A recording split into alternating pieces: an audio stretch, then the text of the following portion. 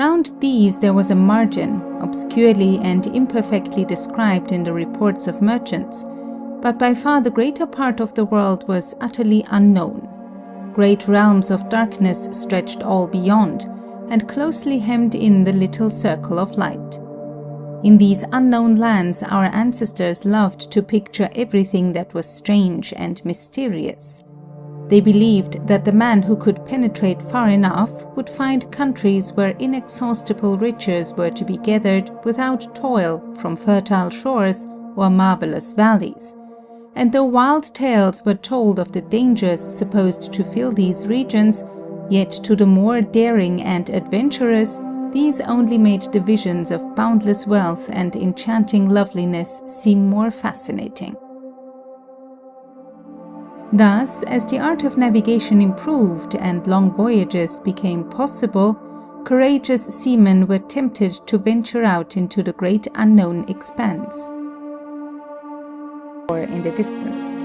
Stormy weather coming on, he was driven out to sea, and it was not till a week later that he was able to reach the coast again. He called the place Van Diemen's Land, and sent some sailors on shore to examine the country.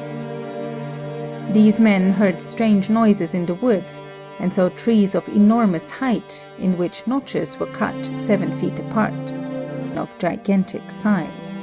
But, having himself seen, from his ship, what he thought to be men of extraordinary stature moving about on the shore, he lost no time in taking up his anchor and setting sail. The land was filled by high mountains, verdure-clad to their summits, and sending down fine streams, which fell in hoarse-sounding waterfalls from the edges of the rocky shore, or wandered amid tropical luxuriance of plants down to the golden sands that lay within the coral barriers. The inhabitants came down to the edge of the green and shining waters, making signs of peace, and 20 soldiers went ashore, along with an officer who made friends with them, exchanging cloth for pigs and fruit. The Quiros coasted along the islands for a day or two till he entered a fine bay, where his vessels anchored and Torres went ashore. A chief came down to meet him, offering him a present of fruit, and making signs to show that he did not wish the Spaniards to intrude upon his land.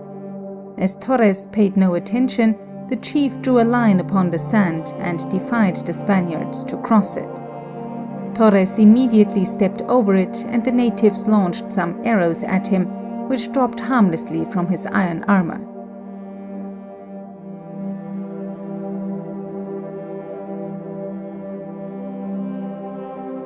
The Spaniards spent a few pleasant days among the fruit plantations and slept in cool groves of overarching foliage, but subsequently they had quarrels and combats with the natives, of whom they killed a considerable number.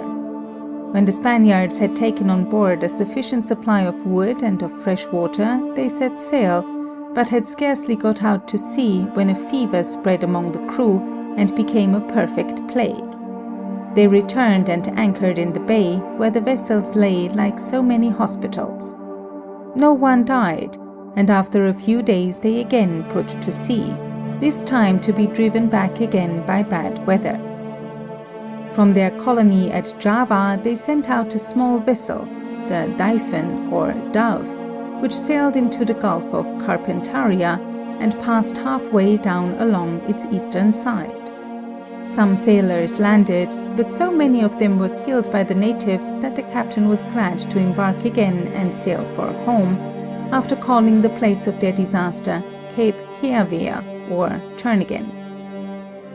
After a short stay, they again set out towards the north, making a rough chart of the shores they saw. In this way they had sailed along 1,300 miles without serious mishap, when one night, at about 11 o'clock, they found the sea grow very shallow. All hands were quickly on deck, but before the ship could be turned, she struck heavily on a sunken rock. No land was to be seen, and they therefore concluded that it was upon a bank of coral they had struck. The vessel seemed to rest upon the ridge, But as the swell of the ocean rolled past, she bumped very heavily.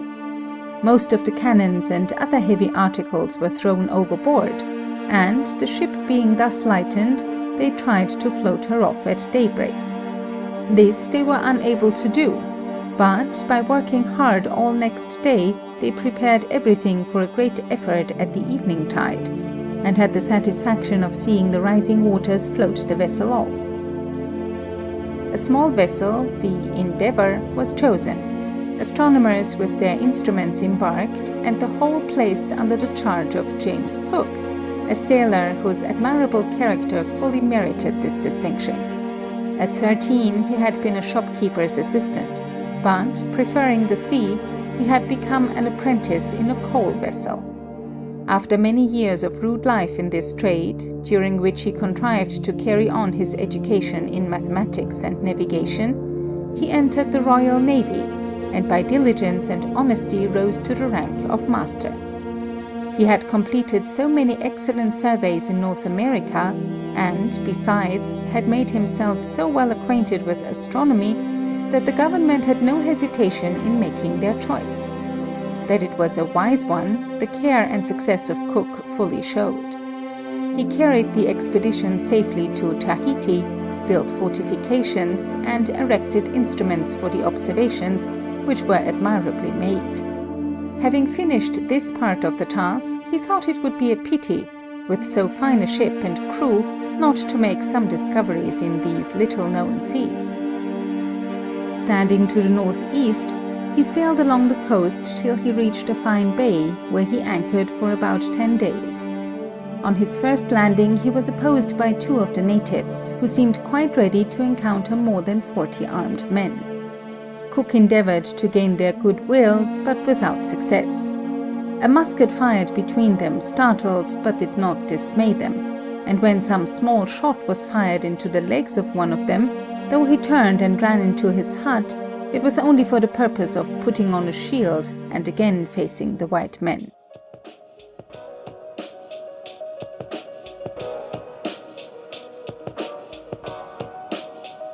Here we have more evidence of a one-world architectural style, stretching from continent to continent, tip to tip.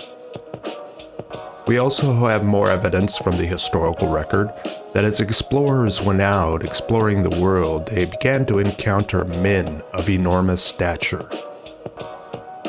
When we examine the quote-unquote mainstream narrative, we are led to believe that this city was constructed from untouched land and turned into a fully built-out city in just over a century from the time of these photographs. Then, when we do some critical thinking, we realize that this city location was very, very remote, and passage there was extremely long, dangerous, and an expensive endeavor. The initial raw materials and supplies to begin to build this city would have had to have come aboard merchant ships, which at that time had limited cargo space and were slow in their arrival. Also, the amount of skilled laborers to do all the construction was limited, as the population of the world was said to have been much smaller. When we take all these factors into consideration, it becomes difficult to imagine, and those who have the influence and those who write the history books have intentionally covered up the true history of the world, erased the previous civilization from the record, and have dishonestly stepped in to take responsibility for the construction of these old world cities. The architecture in this city is identical to cities all across the face of the earth. In the LibriVox recording, we hear an account of a plague, a perfect plague, hitting the mariners on board the ships, which sounds very dire for that time. What did they do to address the plague? They went to shore, they rested for a couple of days, nobody died, and they went on their journey. The photographs and films in this presentation are from the public domain. They are free to use and free from copyright. The audio recording is a LibriVox recording, which is also in the public domain and free to use without copyright. Excerpts were taken from the audiobook recording.